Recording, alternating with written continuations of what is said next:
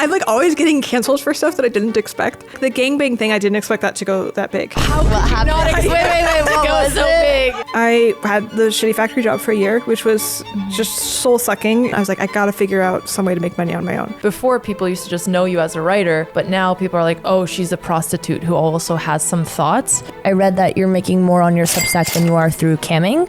Being publicly sexual, I know is going to make people take the rest of what I do less seriously. But I sort of view it as like, then that's just a challenge for me to work harder. I do know that a lot of men are not interested in me as a romantic partner because I do sex work. Does that bother you?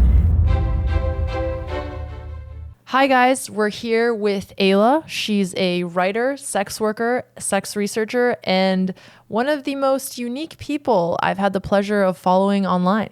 So Aella, you grew up in a very religious community, which seems pretty different to, your life nowadays. The orgies. The orgies, I don't know what the father would say about that. But what was it like growing up in a really traditional community? I mean, when you're a kid, everything's normal, right? You just, you grow up in like, oh, this is what the world is. What were your parents like? My dad, I think, is like very similar to me personality-wise, but just with less empathy. He's like probably on the spectrum and kind of disagreeable. And my mom is an extremely traditional housewife, like the most normal woman you could get. And it's like, oh, when you say a bad word, and really likes hanging out with friends and chatting about the weather. Damn. I love the suburban And cooking, yeah. moms. And you only have sisters? Two younger sisters. Two younger sisters. Okay. At what point when you were growing up did you realize you sort of you disagreed with As an adult? You mean with the religion part? the religion and sort of like maybe the values that you grew up with? It was pretty late because we were pretty isolated. Like especially younger, the media was carefully monitored. Like I remember when I was young, we weren't allowed to watch any media that involved children being disobedient or like whiny, like expressing like, oh, I don't want to obey my parents. So I just like wasn't exposed to that as a concept. Like all of my friends were done through the same child rearing program, Growing Kids God's Way. And you were homeschooled, right? And I was homeschooled, yeah. So my entire world, like, they just very carefully removed us from the concept of like rebellion or disobedience. So we just never had an example for that. When was your first act of rebellion? It depends what you mean of, like, I remember my first lie, I was 10 years old, and my parents had told me to turn off the light switch and I hadn't, and I said that I had, and then I ran over and I turned it on, and I was like racked with guilt about this for days. But I was not a very rebellious child. I see. I mean, my parents thought I was, but. And so did your parents try to instill traditional values in you, especially if they put you through this program? Oh, yeah. Yeah, I was told that I was supposed to be a housewife, basically. When I was a young kid, at some point I was like, I don't think I want kids. Like, it seems like your life isn't that fun, Mom. All you're doing is taking care of us, and I don't want to have kids. And she was like really upset with me. She was like, no, that's really selfish. You have to have kids. And then at one point I was like, well, why am I going to why do you want me to go to college if I'm supposed to be a housewife? And they're like, well, you go to college to get an education so you can homeschool your children better and you can help you meet a man to marry. So yeah, women were not supposed to be pastors or elders in the church. We were not supposed to hold spiritual authority over men. We were supposed to submit to our husbands. And when did you start realizing internally that you didn't agree with that? How old? Maybe my late, like 19 or 20. That's pretty Was late. that as soon as you moved out, or what was shifting this? No, what happened is I had a falling out with my parents, my dad especially, when I was 17. Can you just share what you had the falling out about? Yeah, my dad's like an abusive narcissist, and then there was like he and I were butting heads for quite some time, some years before that, and then at one point we were in a van driving to like a Thanksgiving dinner, and then he started like screaming and raging about something, and then I lost it. Like, I think he parked the car and was like screaming at my mom, and they got out and he was like hitting the car, and I was like, screw my mom, just get in the car, lock the door, we can drive away, we can leave him here. And she wouldn't. And then he got in the car and we started driving again and was yelling, and then I just like lost it and tried to jump out of the car. And then then they made him pull over because I was like about to fall out, and then I just bolted down the side of the road. I lost my shoe, and this old couple picked me up. It was very dramatic. That's so dramatic. Yeah.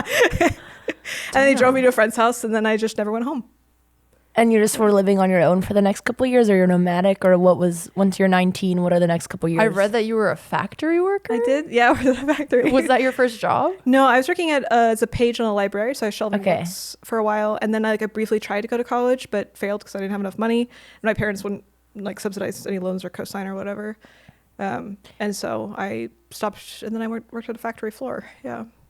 Before we go into the deep religious stuff, if you guys enjoyed this episode and you want to hear more, please check out on Patreon. we're going to be doing a lot more personal sibling episodes and extra BTS that can't be put on YouTube on the Patreon. So if you want to hear more of us, or if you want to just support the podcast, click the link below. And thank you guys for watching. What were any good highlights of your childhood that you think now you held on as an adult that you look at as positive? I really like the homeschooling part. I like the fact that they just gave you a certain amount of work to do and you did it and then moved on. So I had a ton of free time as a kid. I just did whatever I wanted most of the time. And so I just read books. I taught myself. So you got to explore things you were actually interested in as a kid, despite being very restrained by your parents.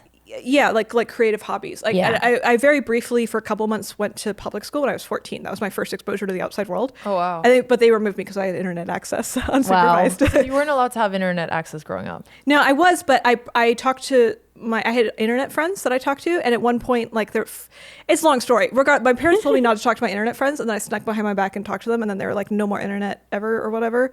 So no more unsupervised. Yeah, but. So anyway, that's why why they pulled me out of normal public school.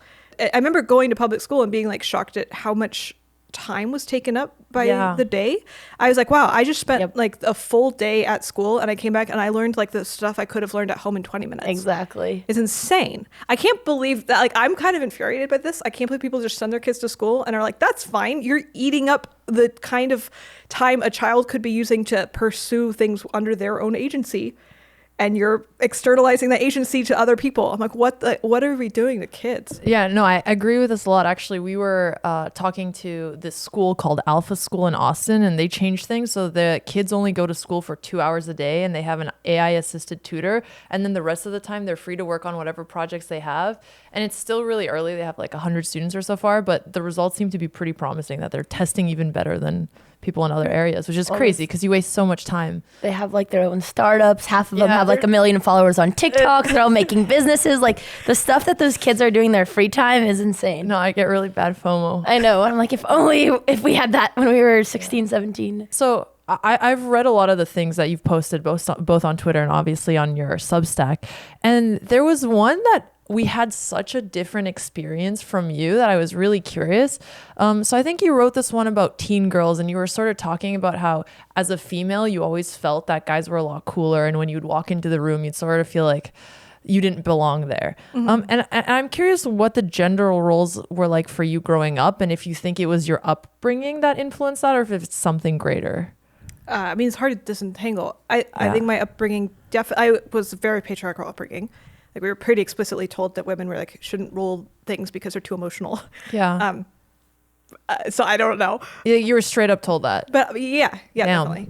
I remember I wasn't sure if women should be allowed to vote for a while. I was like, we should maybe bring this debate because possibly women are ruining our country with their emotionality. I don't agree with that, no, obviously, but it's fascinating to see how greatly your views have shifted since then. I think for us, and I don't want to downplay the experience a lot of women have because I know people do grow up in that situation, but I think our dad sort of raised us like boys. So from a young age, I learned how to play chess. I learned how to play poker. Mm-hmm. So for me growing up, at least, I sort of always felt like one of the boys and as if there was no difference. But I think a big reason is because our dad was so progressive and he really made us feel like there's no difference and we should be able to compete the same as them. Well, chess is a pretty traditionally masculine activity, obviously. And I think actually being successful. So there's a thing where I've been watching a lot of bad movies lately, and there's a category of movie where a female sexual fantasy where it's usually the woman's very submissive, but then a whole bunch of other type of fantasy usually is a woman is very badass, and the woman is always badass in a field that typically men compete in. Yep. And this is sort of the female fantasy is that the thing that men show a lot of skill in is something where I am just as good as the boys, and you're one of the rare people or peoples where this is actually true for you. There is a field that is very male dominated and you are dominating in that field.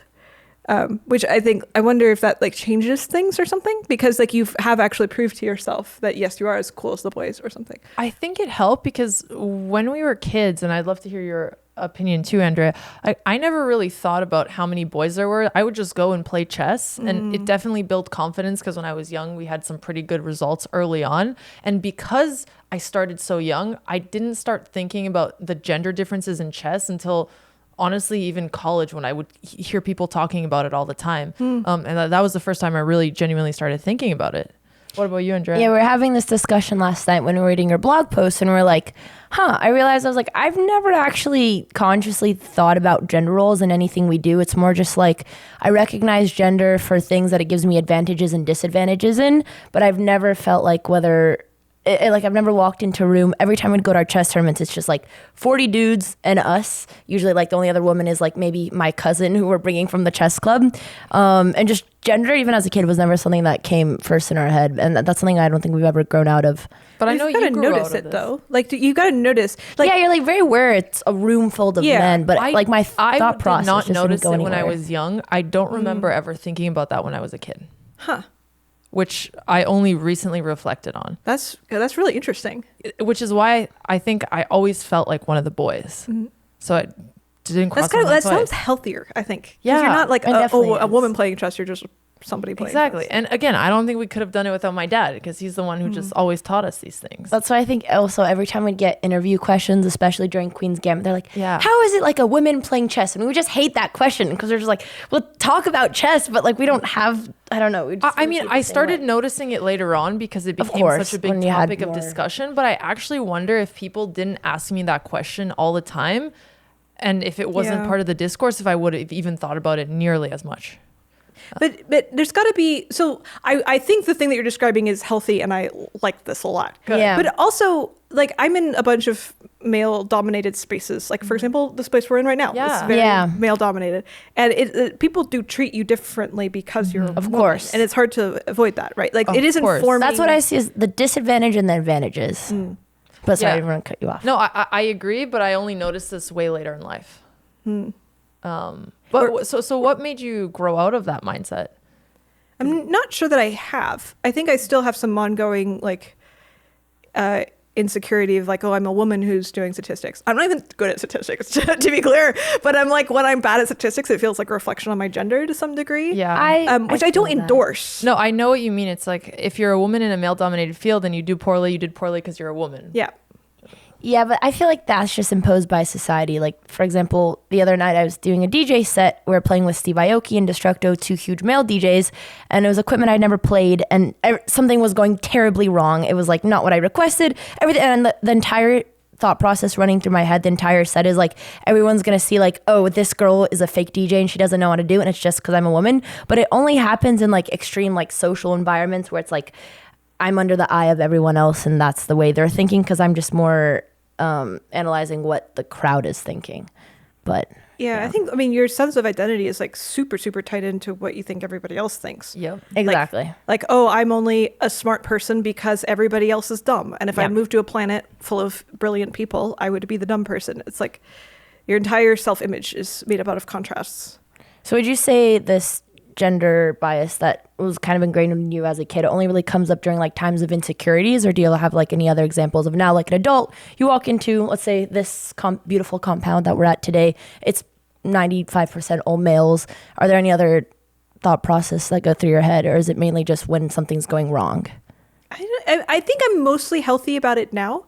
I think I had like different phases of becoming like a man hater and a woman hater and then a man hater. So now I'm both equally a man and woman hater. So I have achieved balance. Is there any? But I think mostly it's okay. I think I have like right now it's a lot of that is subsumed by the whore thing because now I'm quite publicly a whore. And so, and that feels like a little more specific manifestation of some people's hatred around like femaleness. You moved when you were like 17, 19, what age? I left home at 17 and then moved around. Okay, so you left home when you were 17. You started first with like some traditional jobs. When did you decide to get into sex work, and what drove that decision? I had the shitty factory job for a year, which was just soul sucking. It was like no windows. You don't really see the sun. You wake up at 4:30 a.m. I don't know. Was working weekends. And then I briefly got a different job for photography, which I rapidly got fired from, which I think was a smart move because I was extremely homeschooled and like really literally beaten into being submissive. So I didn't know how to engage with anybody else from a position of authority. Interesting. So anyway, I got fired from the photography job really fast, like 2 weeks into it. But I quit the factory job to do the photography job. I was thrilled. I was over the moon. I'm like, oh, I'm having a life that involves skill and not working on a factory floor. I got fired for that. I was like, oh no, oh no, my dream has failed me. But then I was like, I can't go back to the factory. I just can't do that. I never want to work for a boss again. I was like, I got to figure out some way to make money on my own. So to some extent, it was out of need. Yeah, basically. Yeah, I was living in buttfuck nowhere, Idaho. And I didn't have any like understanding of how the world worked. I was homeschooled, isolated, and expected to be a housewife, and then I worked on a factory floor. Yeah. Like my understanding of what I was supposed to do to make money was not good. So I tried a bunch of things, which I failed at. I was like, well, I like taking photos. We can maybe try and do something for art. And of course, it didn't work. And eventually, I had a friend who said, "Oh, I do camming," and then I was like, that alerted to me as that as a What was your possibility. first impression of camming? I don't remember. It was like over a decade ago. I remember just thinking, oh, I'm supposed to go turn on a webcam, I take off my clothes, and then people will pay me money, maybe? I mean, I'll get a little bit if they like it. And I was really terrifying. Yeah. Was it not hard to do something like that? Growing, like you weren't even allowed to use internet or talk to other people when you were younger, online at least. So like it just feels to me like such a huge step to be able to do that. Yeah, it was pretty weird. So I started camming when I was 20, but before that, I definitely am like a weird person. And I've noticed, and I love it. It's one of my favorite things about you. Thank you. And I seem to think about things differently than other people, which is weird. You only notice That's that in why we hindsight. wanted to talk to you. Yeah.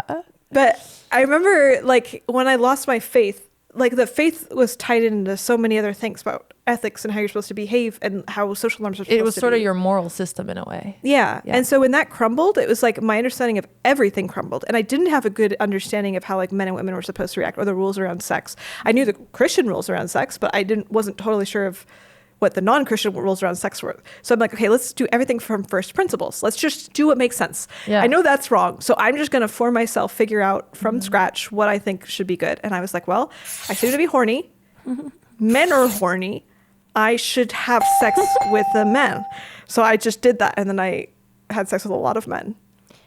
I want to take a pause for a second. So the first time I met you through mutual friends, we were playing your game Asshole, and I got asked this question. Andrea, I'm curious what you'd answer. Regardless of your conscious beliefs or actions, do you feel in your gut that sex work is degrading? So actually, one of the questions I had for Aella, which I've heard a lot from also other people who've done OnlyFans, is some people would actually do it in a way because it's them taking back control, because it's something that like men are benefiting from anyways. They're getting sexualized anyways, and at least now it's on their terms, and they're actually getting payment for it, where usually like people are just making subreddits. So I think in ways it can be actually where it feels like you're regaining control for your body. But just from my experience as a woman on the internet as well, and just constantly being objectified and sexualized no matter what I do, I would say inherently it is degrading. But I think there's a lot of more healthy ways that you can approach it. Because I remember when I got asked what this you think. question, like consciously, I'm like, no, people should have freedom. They should be able to do whatever they want. And then because you added that part about in your gut, I had to dig a little bit deeper. And I was like, yeah, there is certainly something to it where I have these subconscious beliefs, especially because I'm someone who still struggles with not caring what people think. And I know how society views sex work, and I know how men view it, and that fear of how it impacts women's prospects in the future is something that is so deeply ingrained that I realize, yeah, I do have some of those biases in my gut. So what is your answer? Is it degrading? I think consciously I've gotten to the point where I think it's a complicated question. I think it depends on the person. Like, for example, one of the things I really like that Aella was explaining was how it's a lot more rewarding for you to be an escort than to do OnlyFans, because you're actually really connecting with people directly. And you gave just such a good explanation for why there's a big need in that I was like, no, this seems like really valuable work. I think any kind of work that you have to do for money can be degrading. Like when you're working at McDonald's and you're getting yelled at people by your orders, or like when I was teaching chess and like I could tell like the kids didn't respect me. Like work in general can be degrading when it's something you have to do for money, but everybody has to make the bottom line. So yes, but in the same way where like any job you don't want to do feels that way. Yeah, this is true. It just makes sense that people have kind of weird feelings around sex because historically sex is tied to babies. Yeah. And that's a really fucking big deal. And it makes sense that we have like a lot of things wired up in our brain to like have really strong norms around sexual behavior because this has like massive consequences historically. So I think this makes sense that people feel weird about sex work. It also is part of the reason that you can charge so much money for sex work is because like the social shame that comes out of like these biological underpinnings like causes women to not do it, which means that you don't have a lot of supply filling the market. Yeah. Has any of your mindset towards sex work or escorting or camming changed from when you started when you were 20 to now? Not a ton. I think like before I started, I wasn't aware of how horny men are. And it was just kind of stupid to say because we know that. But actually this is interesting because I talk to men and the way they think about horniness and sex, and it is so different than how women do. And like you may understand that everybody knows men are horny, but you don't really get it until you experience it. Yeah, there's something like that. Like I knew it, but I didn't like get it. And I just like the rinse and repeat of like having a guy that maybe I had gone to dinner with or something and we were having a normal date. I'm like, oh, this is a guy just like any other guy that I could sit down with, like people that we walked past on the way here. And then we like transition to the bedroom because he's paying me. And then suddenly I'm like, oh my God, this is a horny, depraved man who is like just losing his mind for sex right now. And then I'm like, how many other men are like this? How many men are just like quietly chomping at the bit? Which again is how men are, evolution really rewards this. So not like super shaming it, but definitely that was a little bit of an eye opener. Now every guy that I meet, I'm a little bit like, I feel like I can see the werewolf inside them. Interesting. And then how did you transition from camming to escorting? I was cammed for 5 or 6 years and then I burned out. Why did you burn out? It's like shitty screaming. I don't know. I assume it's probably similar to Twitch. We've been streaming for a long time too. Yeah, you might. I personally have burnt out from streaming several times too, even just from. It's hard, right? It's like you have to be novel. Anything live. that you're doing for several hours a day and it becomes mindless and it's a job and you just have to do it to pay the bills and you're not doing it out of passion, you're going to get burnt out. It's especially hard because generally you don't like repeating content. Like if it were a show, like if you're a comic and you have the setup jokes, you can just like run it and you've like done the creative work and now you're executing. But when it comes to streaming, it's you don't get that luxury. You're this constant pressure of like, well, all the people have seen all the things I've said before. I can't repeat that. It's also live, so you're putting so much energy into it every day. Yeah. So the website that I was using, My Free Cams, has a thing where you get ranked, and the ranking impacts how many people come to your room, so it's very important. And you get ranked by the amount of money you've earned on average over the past 60 days. So if you're live streaming and you're not making money, you're going to drop in the ranks overall. So you can't just like cam and have it be chill. You cam and you have to be like, I'm on here and I'm working hard and I can't stop. It's just very stressful. Ironically, this is so similar to Twitch because when you start streaming, you get so number obsessed, and every streamer goes through the same depression cycle where you start streaming, you get obsessed to the numbers and you're just like constantly watching your average viewership and always comparing yourself. And the Twitch algorithm, the way it benefits is like, it's not quality over quantity. So it's like just the more hours, the better. So it's very similar to the competitiveness of the website. Were you ever afraid your family was going to find out, or were you worried about being judged by them? Not really. I think I had like, at this point, I was upset with my family. I was like, why did you raise me like that? But you weren't doing this out of spite for them. You were doing this because it was a because job I that to was make a actually living. gonna get you out of poverty. Yeah. I really did start the camming because I was poor. Like I wasn't like, fuck you, mom and dad, I'm gonna be a cam girl. A lot of people like assume that I must have done it out of spite. But I definitely had some level of resentment at my upbringing that didn't prevent me from getting into more edgy jobs. That makes sense. But I didn't do it because of that.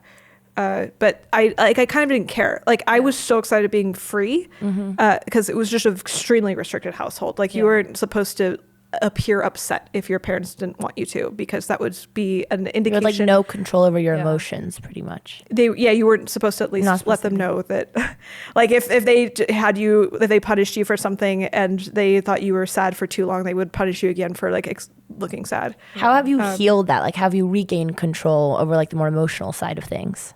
I did a bunch of acid. I'm like 95% healed from all. I was like pretty fucked up for some years after my childhood, where it was like very clear problems. Like I was having nightmares. I would have to like take Father's Day off of work because it was a tragic day where I would stop the whole thing because everybody images of happy fathers or something. Yeah. I felt like I had a fire in my chest nonstop. I'm like, we had very clear symptoms. Probably a lot of extreme PTSD symptoms. Well, it's interesting because like I'm not sure I classify it as PTSD so much. It was more like I didn't have that until I left home and then started meeting people where I would casually mention things about my childhood, and then they would be like, "Oh my God, I'm so sorry," and I would be like, "What?"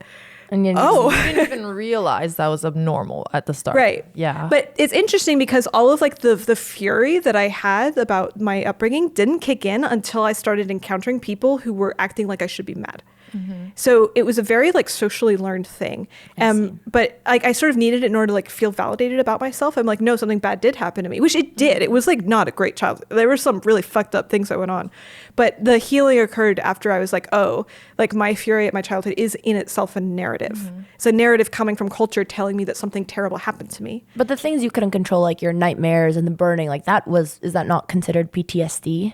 Like maybe. I mean, I see. I don't know what the term is. You gotcha. It could be PTSD, Probably maybe a it's something mix of else. everything. But I want to go back to you feeling like you went into camming out of poverty, because I watched some of these documentaries on Netflix, and like one of the things it shows as a negative consequence of the porn industry is that there are a lot of girls who go into it because it's the only way for them to get out of poverty, and then they don't realize that maybe they have a shorter shelf life than they do, and then it impacts their jobs in the future. I'm curious how you think about that compared to other jobs, and like for young girls who feel like that's a path that is the best route for them out. it's hard because like one, it generally often is the best path out. Two, occasionally there are like sexual things where girls go in genuinely misled about what's going to happen. Like they think they're going to get paid more than they do, or maybe they're guaranteed a certain amount of work. And that would be bad in any job. If I were like, I'm going to quit this thing to go over there, and I moved countries for that, and then the job turns out to not what I wanted, that would be really life disrupting. Yeah. But also, I think the kinds of women who are so poor that they go into porn usually wouldn't make it in other jobs anyway. You have to be of a pretty low class in general to do sex work, because it's like it's pretty heavily looked down on by society, and women don't just pick that curse of like the revocation of society's blessing like lightly. I mean, it seems like you're not bothered by what other people think. How are you able to be like you are? I'm bothered sometimes, especially when they're trying to kill me. Okay, but that's reasonable when you're actually concerned for your safety. Yeah. But if I stand behind something, like if I like think about something and I'm like, I think that this is a good choice, then it's like other people's problem or something. And I do know that a lot of men are not interested in me as a romantic partner because I do sex work. Does that bother you? No. Why? Actually, I hasn't impacted my ability to date the men I want. Like I've never had a guy where I was like, I'm interested in dating you, and then he rejects me because I'm a sex worker. But I mean, I think there's just a cluster of community that's like, we're like the poly study. Like I've had sex with so many of the people in my community, and everybody's just, we're in a cloud. Everybody's banging each other. And so, but everybody's like also in serious relationships or like getting married. One of the people you met today is in a open relationship and trying to have a baby right now. So cool. Despite being very slutty. So like in my world, it's like not an issue. I know outside of the world it is an issue. So at what point did you realize you were poly? And can you define that for people who might not understand it? Yeah, I mean, poly, non-monogamous, like the way I like defining it is that you don't expect or like restrict your partner from pursuing other intimacy. And maybe you're neither of you are dating anybody else right now, but as long as that door's open, that's like what I personally count as poly. But usually means multiple relationships. And do you ever feel jealous when your partner is pursuing other people? Oh yeah, definitely. All the time. Really? Yeah. Have you ever tried monogamy? My very first relationship, it didn't go well. It didn't go well? No, I was in the monog relationship because I thought that's what I hadn't heard of polyamory. Yeah. But I was dating him, and then I met somebody at the time who was like, oh, my wife and I live in a house with our boyfriend. And I was like, what? I was like, yeah, we're poly. And I was like, that's what I am. I don't know what it is, but as soon as I heard that concept, I knew without a doubt, I'm like, that is the thing that I am and the way I want to live my life. And why was that the thing that you are? What about it spoke to you? It just felt right. It was something like, I remember when my first monogamous boyfriend, when I was, like late teens, he'd like been sexting somebody else and I caught him. And I remember being like, grr, you don't, because like I knew that I was supposed to be upset about that. Like I had cultural, societal license to be mad at him, but I didn't actually feel that mad because I was like, this is not impacting me at all. Do you think that's just because you weren't into him as much? Because you said you feel jealousy now. So like, let's say if it was a partner that you've fallen maybe more in love with, you felt differently. Jealousy comes and goes in like varying ways. There's a lot of times where I don't feel jealous with my current partners. Got it. If my current partners sex somebody, I'm like, ooh, good job. I'm like, if it doesn't violate their privacy, can you tell me about it? It's really fun. Like I have to watch my partners having sex with other people. I don't know. It's like we're very far down this road at that point. But at that point, I just remember being like, his sexual experience with somebody else has absolutely no bearing on his dynamic with me. And that felt just so obvious that I was like, it feels weird to have that be like something that I'm Has it trying to ever had control. any bearing on you? Like if your partner is having sex with someone else and maybe it starts casually, but then they start having more feelings for this partner, do you ever feel threatened? Yeah, sometimes I feel threatened, definitely, especially when the girl's cool. If the girl's like really cool, I'm like, you're gonna leave her for me, aren't you? Or leave me for her? Yeah. I get insecure sometimes. But and occasionally, the only times it's really gone bad are when I'm dating a guy and we're poly, and then he starts dating a girl who's monogamous, and then she's insecure about him and me, and then she starts like trying to interfere with the relationship or pull him away, or being like, I'm not gonna escalate the relationship seriousness if you don't break up with her. And so I've lost a couple boyfriends that way, which just sucks. What's something you think people really misunderstand about being poly? I think people don't understand that there's a wide way that mate guarding presents in brains. Like what? Guarding? Like mate guarding. The sense of like, I need to guard my mate from being stolen by another person. Got it. This is like probably pretty biological because it makes sense. You want to prevent your the parentage. You can't restrict him from like running into someone attractive at a bar and like having natural human feelings. But also like there's in the primate kingdom, there's a lot of sexual coercion type stuff. And there's different classes of it. And one of them is mate guarding, which is specifically like, and like this is sort of defined as taking steps to reduce the opposite sex's agency that in a way that increases your own reproductive fitness. So this is why men and women are at war with each other, because we have different paths to our own reproductive fitness. Do you think men are more likely to be poly leaning than women? I think men are more likely to be interested in other people than women. It depends on what you mean by that word. People have different meanings, non-monogamous, whatever. But in general, I think men tend to be a little more sexually jealous than women, but more interested in having sex with more people than women. I did a survey where I asked people, what's your people who are in relationships? It was about their relationships. And it was like, how much would you be interested in having sex with another person, assuming that your partner was completely, totally fine with it, legitimately, and it was just like a really nice sexual experience that you enjoyed, like on a scale, rank how interesting. Men. And then I asked people to predict what their partner would say. Like, if your partner were to take the survey, how much do you think they would answer that question? How interested are they in having sex with a new person? And men, like, roughly correctly predicted women's score, but women... Which usually, what was the women's score? I think it changes over time. I think it was like between a little to somewhat. Or something. Okay. Men's actual score was double what their female partners predicted of them. It was like women drastically underestimated males' preference for having extra relationship sex. I was talking to one of my friends who got married, and he said one of the scariest things for him is the realization that he's never going to be able to be physical with another woman again.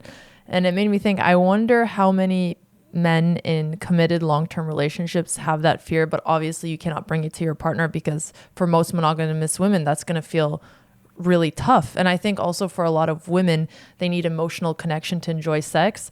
So they probably somewhat project that need onto men, where it could be a different type of physical desire. So like if you're having sex with another woman, how could you do that to me? It's like this unique connection I have. Yeah, I think it's probably long-term kind of culturally unhealthy. Like I see the argument for like monogamy being stable for civilizations. Like monogamy is essentially like a peace pact among men. Because like when you have like harems, you get some of the men on the outskirts of society, you get destabilization of society. It makes sense. So like I like to some degree, I get this. Just birth control changed a lot of stuff. Yeah, I think it would probably be better for society if we eased up on it a little bit. Like if we eased up on these very strict, Why do you think it'd be better? A lot of monogamy, the urge to do monogamy comes out of very early stage infatuation. When you fall in love with somebody, it's like that person is glowing with magic and you can't even imagine wanting anybody else. It's a lovely feeling. And it's sort of like the can't imagine wanting to be with anybody else is like an indication of how much that you love them. These things are really tied together. But especially long-term in relationships, when that glow fades and you're just like, you have to build a life together, like these things just like really aren't that paired. I have like had sex with a lot of married men who are deeply in love with their wives. To be fair, they paid me. If I'm doing this unpaid, I do not engage in that kind of stuff. But sometimes the guy will pay me. I see him, and then like afterwards, I'll be like, "So, what's your relationship like?" And he'll be like, "Well, I'm married, and it's been 20 years, and like she's just not sexually interested in me anymore." And it's like, I'm like, man, I don't know. Like, I wish we had a culture where there was a way for if like the relationship is not that sexually compatible long term, to let off some steam, maybe.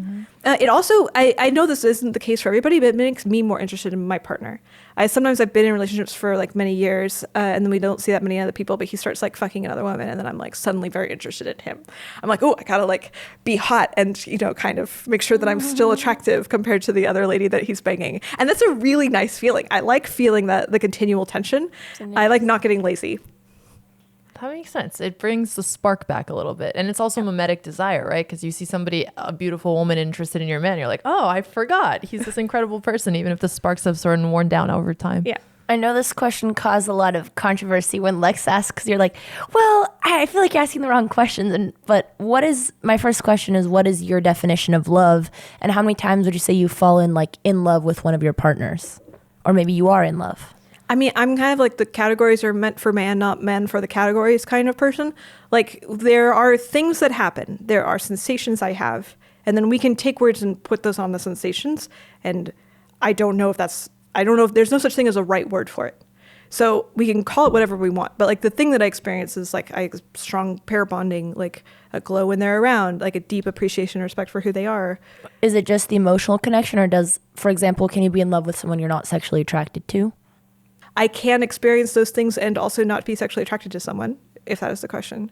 But would it be if you said that you don't want to put a word on it, but do you think you could love someone who you're just, well, you said pair bonding, but you're not, the sexual attraction is not there? I could have a lot of very strong feelings for somebody where I don't also want to have sex with them. Okay, but I guess, is a strong feeling love, or is it not? Or is there just, we can't define love? She won't define love. Okay. We can decide, we can call it love if we want. If like a strong, intense, like fuzzy glow, if that's what we're calling love, sure. Well, I guess that's my, like, I don't want to say you don't believe in love, but like what? I just think a lot of people are using the word to refer to a pretty broad range of human experiences, and it's vague. And often people will think they're talking about the same thing when really they're using the word as pointers to different like clusters in space. And so I'm like, okay, well, yeah, it's just a matter of confusion. It's just we can make it. I just want to make sure we're talking about the same thing when we use that word. Well, I guess so. Then love for you is also for me, this is a conversation I have with Alex a lot. Like, what is love? Like, I often compare like my experience to the first time falling in love when I was a kid, and now as an adult trying to search for love. And when maybe you have like a twin flame who you love deeply, but is it just that there's a lot of different types of love? I mean, the Greeks, right, have like the 5 types, which I don't remember the names. But I would really like it if we could section out like friend love, family love, eros, the deep, infinite realization that we are all one love. Yeah. So with your polyamorous partners, would you say that a lot of them are different forms of love, or would it be like one type of category? I think the things I experienced with relationships? my poly partners are probably very similar to the things most people experience for boyfriends, which is like, I want to smell you really hard, and then you say that really nice things about the way I look, and then I feel glowy, and then I envision a future together, like that kind of thing. Interesting. So how do you envision a future together with your partners having somewhat of a less traditional relationship structure? I mean, it depends. I'm like in flux about this right now, but I Have you changed your mind about wanting kids? I I would like to have kids. I think the manner in which I might want kids is like unclear. I think I was going through a phase this year where I was trying to figure out what I wanted my life to be, and I think I made an error of trying to like pick a goal and then force my life into that shape. What was the goal? I was like, oh, I want to have kids. Okay. I guess. And I think I still do, but and I'm not saying that I don't want them, but I think there was like an error I was making where I was like, I should probably discover what is like correct for me as my life continues, and like sort of take whatever option feels right, as opposed to like trying to shoehorn my life into a specific thing. I don't know. It feels more surrendery. Like surrendering to what's right for you? Yeah, a bit. Or being like, like I was like, oh, maybe my life is going to be a thing where you have kind of traditional kids and I have a man to help me raise it. Mm-hmm. But I'm like, well, maybe I'll find that, but maybe I won't. And maybe in like 3 years, I'll meet something I couldn't have predicted, which is like, maybe it's like a commune of people with nannies and we all roll around in the dirt. And like, I don't know, like the world might have more than what I am trying to like bucket it into. So I'm trying to be a little bit more flexible as to what I'm open to. I don't know. Do you guys want kids? I do. Eventually, when I feel like I found a life partner. But I just really value family structure, mostly because I think we had a really strong family growing up, and every single female cousin that we have, and honestly also the male cousins, family has been the thing that brings them the most joy and the most purpose. So I think it's just deeply ingrained. Andrea always says she doesn't want kids, children, but I bet her mind is going to change as she gets older. I'll be the cool aunt. I think Alex is going to make a wonderful mother, and I'll be the cool aunt. I have bet you money that you're going to want to have kids one day. I'm sure it'll change. You could bet money. Oh, I do. I'm we make a prediction market. Yeah, I definitely would. Don't get me wrong. What have you learned about men that surprised you when you were escorting, or even from your relationships? I mean, the fact that they're extremely horny was surprising. What level of horniness did you expect going into it, and what about it changed? Because I don't think this is something women will understand. Yeah, I don't. It's hard to put a finger on. It was mostly like I went through the series of having sex with a bunch of men for money, and I remember just feeling afterwards like some kind of shock, and it was hard to put my finger on what was shocking. There's something about like, well, each individual part of that made sense, where it's like it makes sense that a guy is horny in bed, but it was something about like the narrative where the guy like transformed from man to werewolf. Yeah, the man to werewolf thing. And I'm like, it was so visceral and strong, and it occurred basically every time where I'm like, oh, a guy's just gonna lose himself in bed. He like his upper. Do you think he feels more comfortable to do that because he's paying you and he doesn't feel like he has to focus on regular norms? I think guys still are very much bound by regular norms when they're paying me most of the time. Probably, I would say 80% of men are probably having sex with me the way that they would if it were like a girl that they met on a date, because most of them are really concerned about my pleasure and my comfort, which How I think many is of just them built do into you it. think wanted to actually connect with you emotionally as well, in addition to the physical side? Depends on what you mean by I mean, there are men. So, and there's a certain, my sexism against men this time is coming out, but there is a certain, you can't expect too much from them in regards to how much they want emotional connection. Okay. But probably. At least they want to pleasure you, you know? Yeah, I think their concept of emotional connection is something like, you sort of are validating each other sexually to some degree. Mm-hmm. And I think there were like maybe 10 to 20% felt like, oh, I could see this is a class of guy that maybe I could go on a date with, where we could have conversations that feel like they're kind of vulnerable. A lot of guys have nice and normal, good conversations, but they feel a little bit shallower than what I would want if I were trying to seriously date someone. But it makes sense. They are paying a whore, so maybe I have some misguided expectations here. Did your seeing how the horniness of men was something that surprised you from camming? Do you think women in general are just much less horny than men? And I'm sure this is something you have a lot more information on from your surveys as well.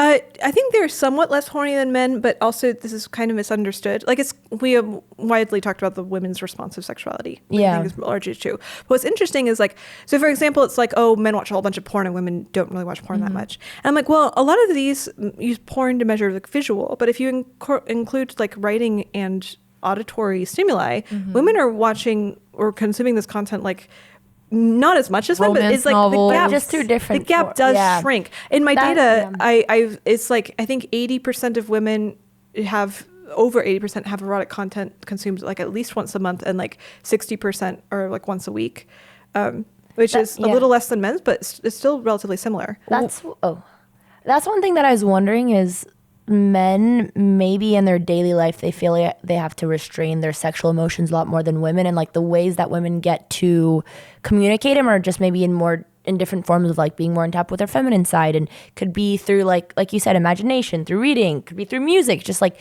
being able to express themselves sexually in more outlets than men can. And I wonder if that's kind of a reason why men feel so restrained, and like that's why the werewolf comes out. Well, men's sexuality is scary in a way that women's isn't. Men have penises and they go into things. Like that's like kind of aggressive. Like it's almost sort of the nature of male sexuality is that it is aggressive. I never thought of it like that. And also, you know, like if Evo Psych is the classic, women bear way more costs for sex than men do. It's much cheaper for men to have sex, and generally a better outcome for them if they do have it. So it makes sense. What do you think men most misunderstand about female sexuality?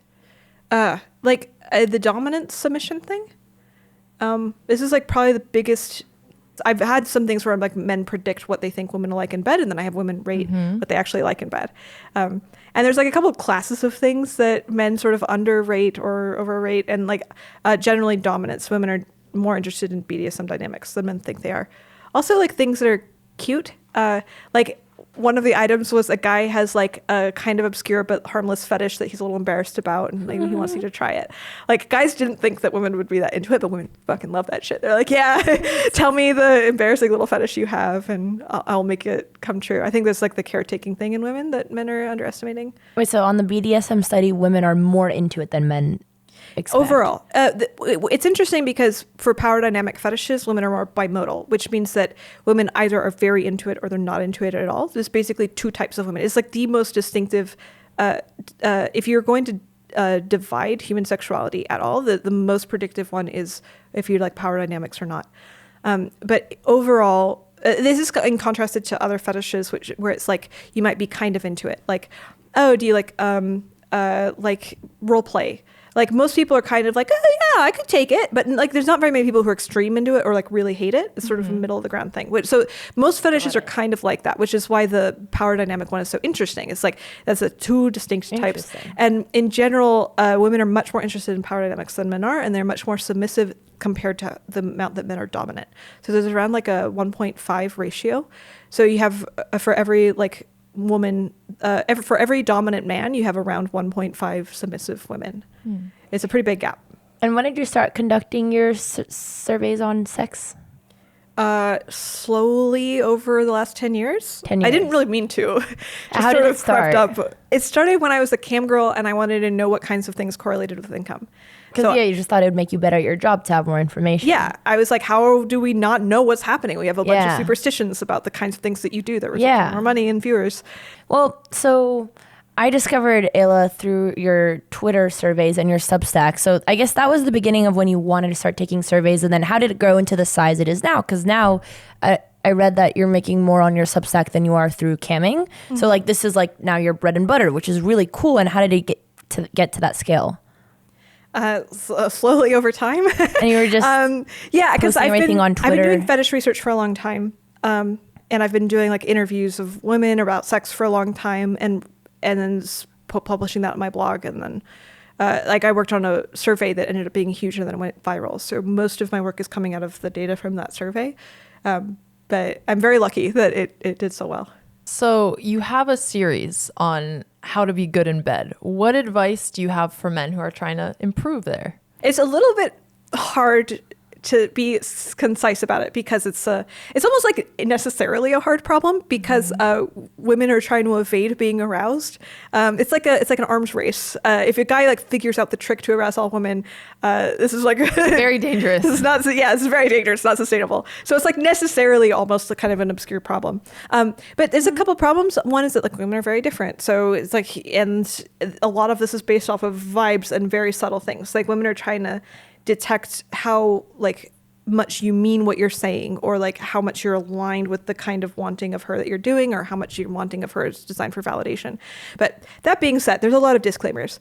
Like one easy technique that like I sort of start out this series with is the goal of good sex is to get sort of her out of her head. You want the lady to be like, oh my God, I'm having an orgasm, but not even verbally. Like you want her to be sort of a complete primal animal. So this is the goal. And the way to do this is to stop reinforcing cognitive thought, which is maybe actually kind of counterintuitive. So like, I think like communication is good. To be clear, I value consent and whatever, but like assuming that you understand your partner's body language enough that you can like try playing with things and you trust each other. For example, like if she is like being self-conscious about something that you're doing, and then she tells you, I'm self-conscious about the thing that you're doing. Like maybe you're giving her oral and it's like she can't come, it's taking too long, and she's like, oh my God, his jaw's getting tired, like he's gonna feel bad about it, he's not gonna like having sex with me because he can't make me come, oh no.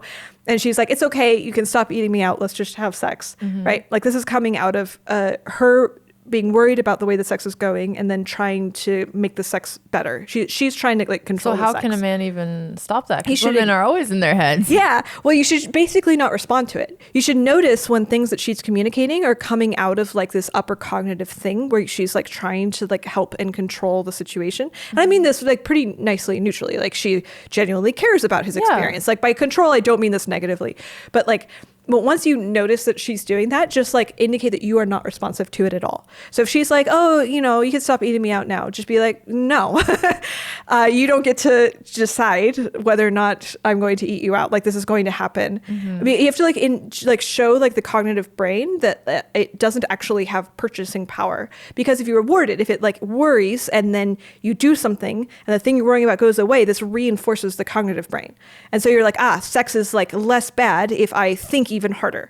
So you have to really be careful to nip that in the bud, which is a very easy mistake to make, because a lot of time this is done with her, like with the narrative from her perspective that she's trying to help. Yeah. And what about for women? How women can make sex better? Yeah. They already do enough That's less work. of a profitable, but I mean, I know how I do sex better as an escort.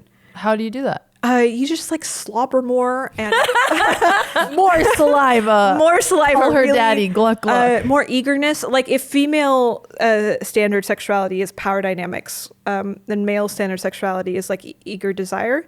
Like men's classic thing that they want is a woman who's like very, very excited to be having sex with them, is initiatory, like is like gobbling up all of the dick because she's like bouncing on your dick because she's such a cute little whore, but only for you, So, but essentially all the stuff that women can do to be better in bed is like just kind of put on more of a show for the man.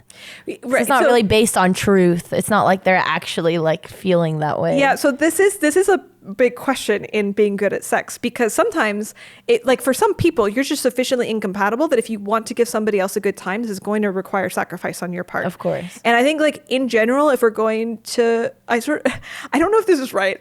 Maybe this is bad of me, but I kind of feel like men should be sacrificing more in sex to make women happy than women should be sacrificing. Why do you to make think men that? Happy?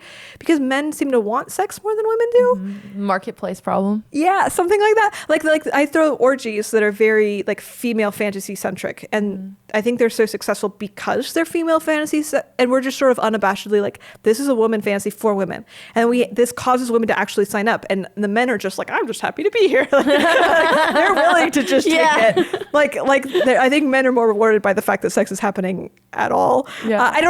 Maybe in a glorious transhumanist future, I would like men to be able to get all of their fantasies completely fulfilled. I think it's kind of sad that men are more sacrificial in this thing. But yeah, ideally you find a compatible partner where you guys don't actually have to sacrifice that much in order to make the other person happy.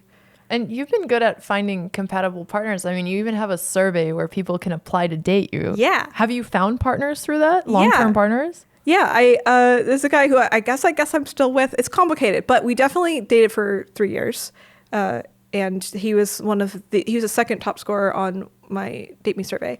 Wait, top scorer? Like you rank yeah, them in terms yeah. of compatibility, or what do you look for? Well, the questions are scored. The guys don't know this when they take the survey, but I guess they will now. But that's okay. But I designed it so that like each option has like varying weights on it, and the survey is like intentionally kind of hard to game because some of the questions are misleading, and then if you answer it all of them get combined into a compatibility score for me, and then Can you help us make one of those? absolutely. I love making these surveys. That's actually so interesting. And it's also a fun process because you have to like actually check like what are the It makes things. you actually realize, how do you even find out your partner based on just questions? And it's not like questions that they're yes or no. It's like actually like subjective questions, and then It's easier if they're not fill in the blank. It's easier if they just click on things. But it's cool. So like what I did, I decided 3 primary sections. One is sexuality. One is like general life demographics. Like, are you the correct age? Yeah. Do you want the same things I want out of life? Like kids or whatever. And then the other one is like personality traits. So it's like the big 3 and then they're weighted equally. And then, but yeah, it's really fun to make. No, I love how much you're a citizen scientist, and you had this interesting tweet about how before people used to just know you as a writer, but now people are like, oh, she's a prostitute who also has some thoughts. It feels like you'll never be able to get away from the identity of that. Is that something you ever think about? Yeah, it's true. But I mean, I guess this is just the world that I'm in. And part of the reason people are interested in me is because they're like, wow, that's unusual.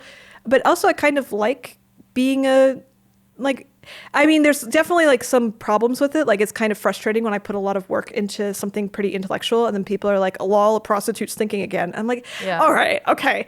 But also I like it like humanizing sex work. Like a lot of people don't know sex workers. Sex workers are just this mythological object out there who's like having a weird time. And so I want to be like, hey, look, this is me and we can do things. I know that I'm not super representative of a sex worker, but I'm representative of some sex workers. Do you think sex work should be more legalized in the U.S.? Yeah, I mean, decrim is generally what sex workers want. Just stop putting us in jail. That's all we're asking for. Like once I had a pretty aggressive client and I was like, I should probably go to the police. And I was like, no, I'm not going to go to the police, actually. Because you can't. I just didn't want to fuck with that. Yeah. Or like I had a stalker show up at my house and like kind of try and kill me. And then before I went to the police, I had to go talk to a lawyer because I was like. Sounds horrifying. Did it make you want to slow things down a little bit for your safety or take extra precautions? I mean, extra precautions, yes, but slow things down, no. Okay. I'd rather die. Do you enjoy sex work? Sometimes. I mean, it is a job. And sometimes the job is fun.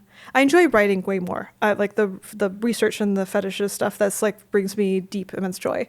Escorting is like mostly fun. I'm nowadays I have very high prices as an escort. I don't escort that much. I'm very selective with my clients, and I do that for fun. I don't have to anymore. I make much more money doing other stuff. But would you ever see yourself wanting to write a book or have like a creative project? Yeah, I'm working on a book. What is it? You're writing a book right now. How long have you been on fetishes? On fetishes and sex, yeah. How long have you been writing it? Not long. I'm mostly like pulling research out like through my blog. So it's going to be like a lot of the stuff that my blog touches on, but more in depth. That's so cool. I mean, you have so much data to pull from. Yeah, I know. It's crazy because we just don't know much about fetishes at all. And I just happen to have the biggest data set on fetishes like in the world. And I'm like, we got to talk about it. There's a lot of really cool stuff in there. What's the most shocking thing you've discovered about fetishes? It depends. I don't know. Or maybe a fun fact that we don't know. Fun fact. High-powered CEOs are more likely to be dominant in bed than they are submissive. There's like a stereotype that like, the people who are very like high functioning in real life need to be... Is it male or female or this is both checking genders? Male. I forget. I should check my. I wonder what it's like for females. Yeah, I mean, you must have had some like pretty elite clients. Is there any patterns or anything you learned from that behind closed doors? You know, the dudes are all dudes. When like when in the bedroom, they're all the same. It's the same writhing mass of penile flesh. It's nice to talk to them outside because then I get to know about like their business or. Some of them are super awesome. I would like be friends with them. Have you ever fallen for a client? I've never fallen for a client. But some of them like I hold dear to my heart. Like I still check up on them sometimes. Google, see how they're doing. And That's like, so sweet. Aw. There's a way where it feels like I like being as vulnerable as I feel safe being. And so often with clients, I would like kind of feel out within myself, like how much can I love this person in this moment? And a lot of the times the answer was like pretty significant. I was like, wow, it's just a moment of beautiful human vulnerability where I like see you as a person and I have like deep love and respect for that.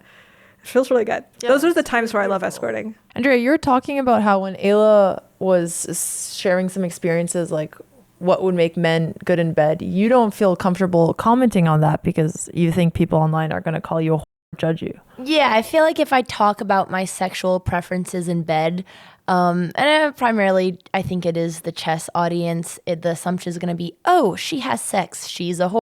That means she's sleeping with multiple people. And I remember like on Dropouts Pod, I talked about like a person I was seeing. No, you know what I talked about? I talked about getting my IUD birth control and how I got really sick and it was a miserable experience. And like saw so many comments like, oh, Andrea, why would she get an IUD when she's 22? That must mean she's sleeping with a ton of people and she's a whore.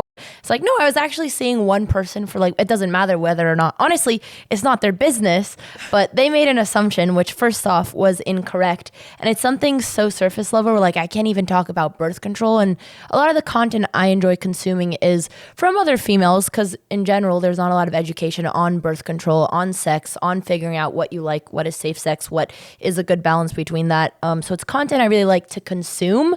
And I wish that I could contribute to it more, but that's why I'm just taking a little bit more of a passive because people will take one thing and make their own assumptions. Yeah, I think in general, there's a lot of shame and control put on any women who feel more sexually liberated. And I sort of understand because obviously if you have any norms, it's better for society, but that doesn't mean it's better for you as an individual. And I think that's also why it's so important to have people who are so open like you are online and trying to take away the shame from sexuality. Because do you think there's any good reasons for shaming women's sexuality actually, to play devil's advocate? As a king. As a king. That's really funny. I mean, it makes sense. Like, you know, sex makes babies like that. Yeah.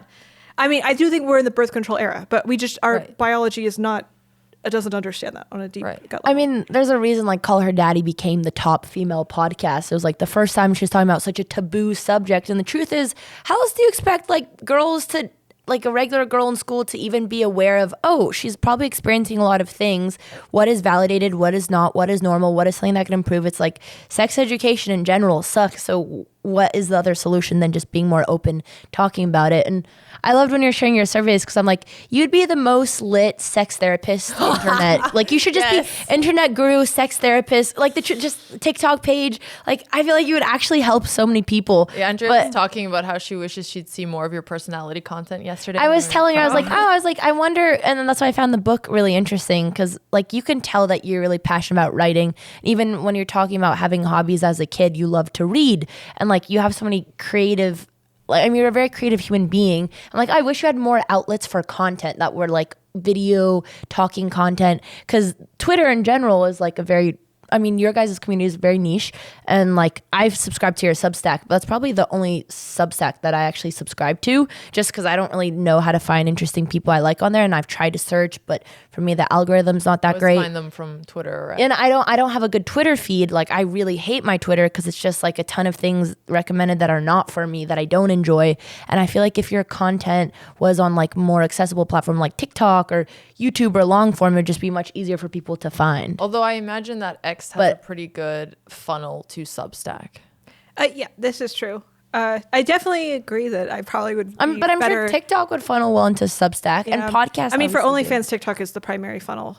It's just the best place to catch. I don't think I'm very good at it. I'd like to learn. Like maybe at some point I would like to sit down with somebody and then maybe go through their day. I think really cool. Little tidbits where you like, again, like I looked, we did our research and like you have, I think one YouTube video and it's just like how to have more seductive body language. And like that video went viral, like 180K. For example, one of Robert Greene's most famous books is The Art of Seduction. It's like, this is stuff generally people want to learn. Just having it in little bite-sized forms on the internet would be really nice. Yeah, it's not my native language, I think. Yeah. I really like typing. I think I've probably typed more words than I've ever spoken. I feel like sort of like some of us are lazy and we can't read and we need you on TikTok. Yeah. But maybe I should. I would like to, just kidding. I would like to learn. I think if I spent some time around people who are doing it a lot and then I just... Happy to help. Yeah. I mean, podcasts are kind of easier because it's like, I have conversations with people IRL. I can do that. I know that part. Yeah. Yeah. I mean, I did a lot of stuff for OnlyFans, but that was but that's enjoyable. Yeah, that's to promote like your actual page. Why was it less enjoyable? It's just like I'm thinking about like what's going to optimize clicks, and then it's like what kind of skit, and then I have to like make my face look as hot as possible because like I don't think my face is like quite as hot as like it could be for attracting a lot of. So it's just like this weird awkward thing where I'm trying to work. Are you ever insecure about your appearance, and was it ever exacerbated by the fact that you have to post online so much? Yeah, I mean it's like a brutal gauntlet, but I think I got most of it out of my system in the first few years because like you're ranked against other people. Yeah, you're ranked against other women who are all trying to earn money. You can tell exactly how hot you are compared to others. Enjoyable. So I'm like, okay, I'm not actually the hottest woman out there, but that's like fine. I still live life the way I want, and that's what matters. What do you think about the recent reaction to people coming out with how much they make on OnlyFans, and some women are making more like than professional athletes? Yeah. What do you think? What is the reaction like? Are they mad? There's a portion of people who are really upset, and then there's a portion of people who are like, what do you expect? It's just different now because women are actually the ones monetizing it rather than other people profiting off of them. So there's two schools of thoughts. I do think it's pretty rare. At one point and I was really in OnlyFans in like 2020 when it was first starting to take off, 2021.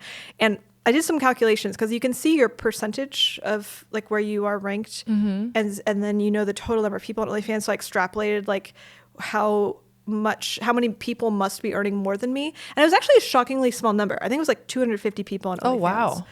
It's still like a big number, but again, it's exponential. I mean, that's pretty elite for you. Yeah, it is. But it also is not an absolutely huge number. And I think probably there's more now than that or something, but this is not like the vast majority of women. Vast majority of women are making like maybe 1 to 2K if they're working regularly. But to be fair, for a lot of women, that's a lot of money, yeah. Especially if you're like a single mom whose baby daddy left her and now you're like, fuck, and I want to spend time at home with my kid. What do I do? That sort of thing.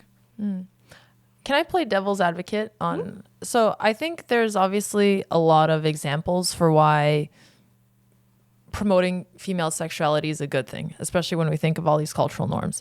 I have a lot of discussions, and I have, some friends who are a lot more, far right, so to say, than I am.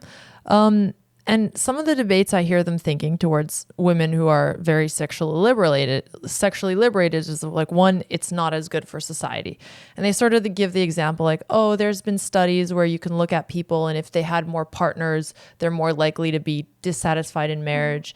And then two, the other thing that I hear is more of the individual argument where it's like for a lot of women, who are more sexually liberated now, they don't realize actually that like for them, they're giving a lot of power in sex and it's a lot more about a connection for them and they don't really understand and they end up getting more hurt later on. And it's mostly just the men who have a lot of options who are winning from like this new sexual liberation. I'm curious what you would say to those arguments. I mean, I think that sometimes this is true. Like, nothing is without costs. All of like the best things in life have side effects. We're not arguing is nobody harmed. We're arguing like, is this an overall worthwhile trade-off? I think there's definitely issues that come from female sexual liberation. Absolutely. But that's not the core of the question to me. The core of the question is like, is the cost of that outweighed by the benefits from it? And I think largely the answer is yes. And there's also like an underlying assumption here, which is like, which I think is occasionally true, but occasionally not, which is sex is something that men like and women don't. Yeah. Which I'm like, I don't know that. Like, if women feel bad after sex, it means that like the sex wasn't for her, it was like sort of for him. I really like it when men are seductive because I'm like, hey, I would like to be seduced.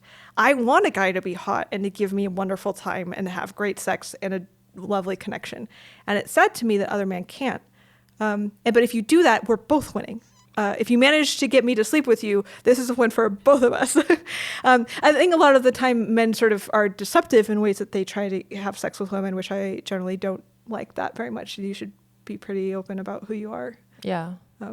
But in general, like especially for hornier, this is what I think is an area where, like a lot of women who maybe have very low sex drives, which I think is a true thing, like have difficulty understanding what it's like to be a woman with a high sex drive. So they assume if they see a woman having a lot of sex, that she must not be getting that much pleasure out of it. Which again, sometimes this is true, but I think a lot of the time this is just a typical mind fallacy. Or other arguments I've heard with people, they'll say like, oh, like the women who are really sexually promiscuous, it's coming out of some trauma or something else. Like they try to explain it in a way that it can't just exist in nature, which I tend to disagree with. Yeah, there's natural biological variance in sexual strategies. This is just the way that for works. Men and also, women, it's like, I think it's fine if sexual promiscuity comes out of trauma. I think a lot of it doesn't. Some of it does. And like, it's no big deal if it does. Like, there's a lot of ways people use to live their life like that is formed or informed by the ways that they've been hurt in the past, and it seems chill. I think one of the hard things is when people make the argument that even if it's a woman with a higher sex drive and she's more sexually promiscuous, that she's actually hurting her future prospects. And that feels very unfair. I mean, it might also be true, though.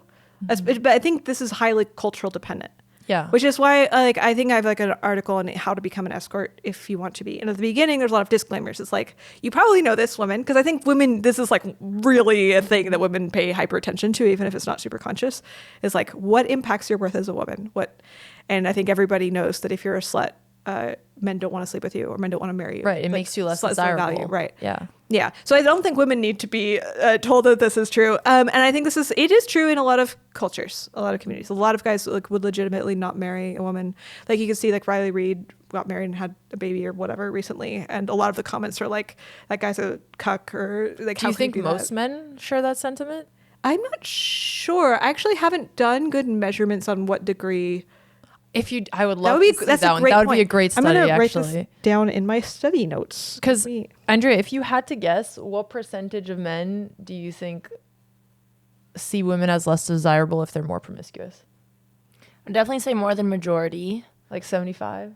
Yeah, I would say, between there. I mean, it's hard to think that there's outliers because, like, on the internet, overwhelmingly, it's very extreme on that position, so I would just expect loud. that. What do you think about female promiscuity?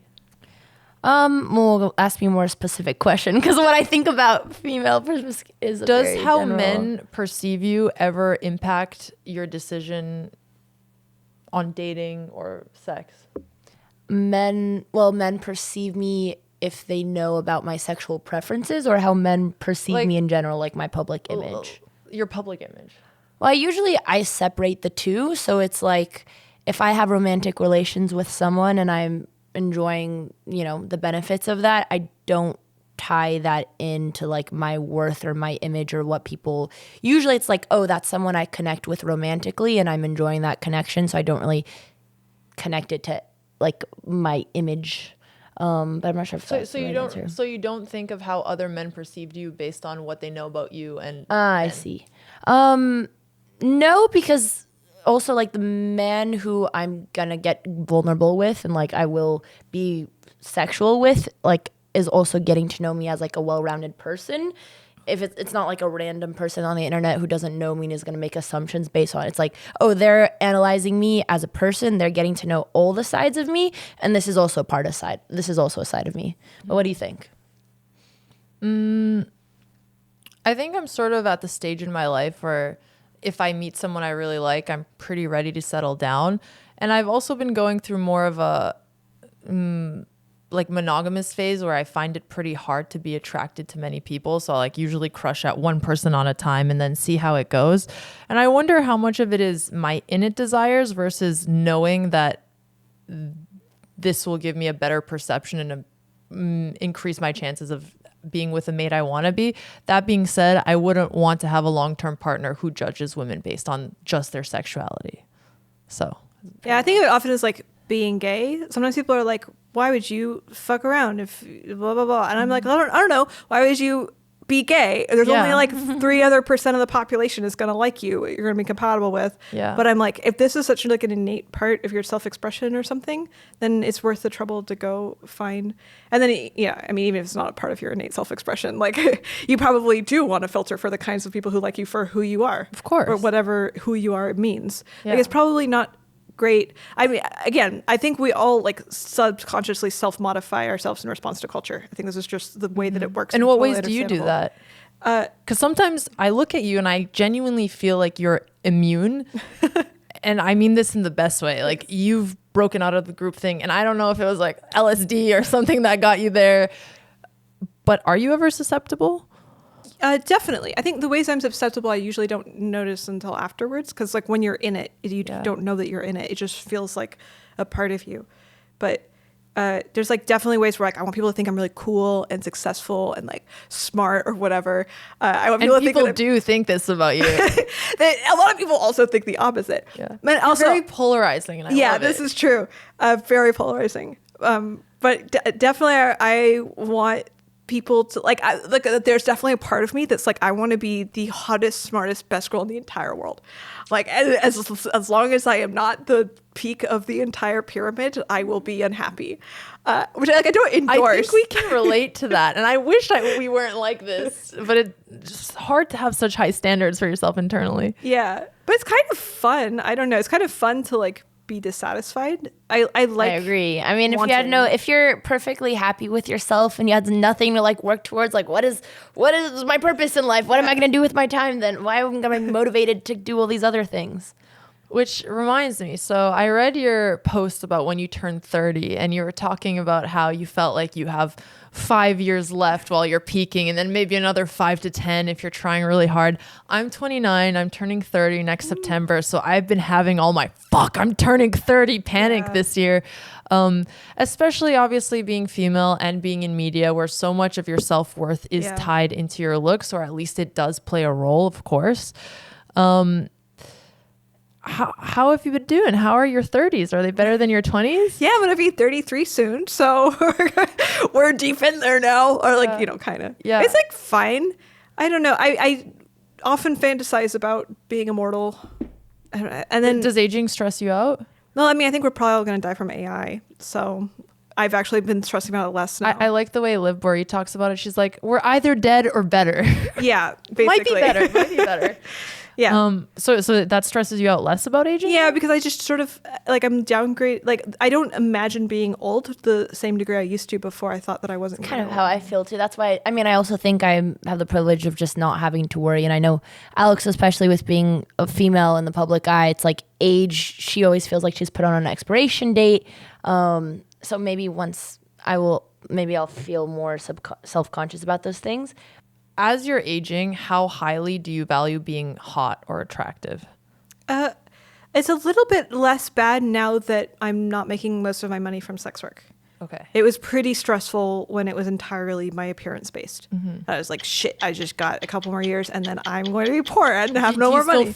So it was because it was tied to your income, not because it was tied to your self-worth? I think it was primarily because it was tied to my income. It's hard to disentangle because I started my sex work when I was so young, like 20 years old, and just shortly out of being religious, and like I was still making sense of the world. And so basically my entire life of like being valuable as a woman has been where my income is my body. So it's been really intertwined for me, but and which has been kind of nice to some degree because a little bit of it's like a little disassociated. But like, oh, my body is a tool. I can get plastic surgery to optimize the tool to increase my income, and this seems like mostly fine. Have you ever done plastic surgery? Yeah. I got various face things done. Okay. Yeah. Interesting. Brow lift and nose job.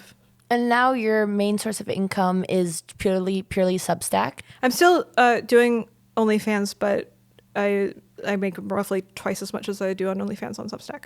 Oh, wow. Yeah. Twice as much on Substack. Because, one thing that I thought was interesting when you're talking about, like, your experience on TikTok, you said you were using it to promote your OnlyFans, and then you're also saying, like, you want to be the coolest, smartest girl, and you're polarizing, because I feel like people either just see you through one lens or the other, but I'm curious if the people who find you polarizing those aren't the people reading your Substack. I feel like those are only the ones who know you as a sex worker. They don't actually know you as a holistic personality. I feel like and this is kind of maybe more me projecting, how you see yourself as an internet personality. I wonder, like, let's say TikTok.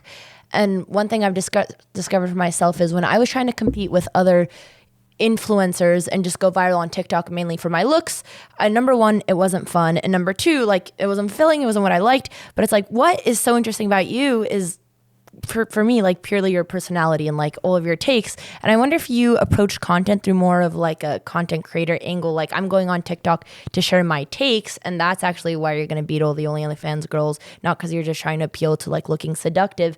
And just like, would you ever take the perspective of like your job is just being a creator, I guess? Yeah. Because I feel like you would do. Yeah, I feel like there's a way of organizing it that it feels like organically good. Like when I was most of my most successful stuff, and part of the reason I was famous as a sex worker was because you had your I was so bored your with interesting it. skits that set I was you apart. like the gnomes So or like yeah, or the miming like Yeah. But did you ever consider just being like, I don't want to say full-time creator, but for example, your Substack is making more than your OnlyFans. TikTok is a platform that I think if you approach it more through like, I am the internet sex therapist, you could probably, I mean, I don't know your financials on OnlyFans, but I feel like you could also monetize that way more. But I think that'd also be like, oh, do you want to do content full time? You might not even be interested in doing content full time. Yeah, I think I might have a better success on YouTube than TikTok, mainly because Yeah. TikTok is very sensitive about Monitoring everything. sexual Yeah, YouTube for language. sure.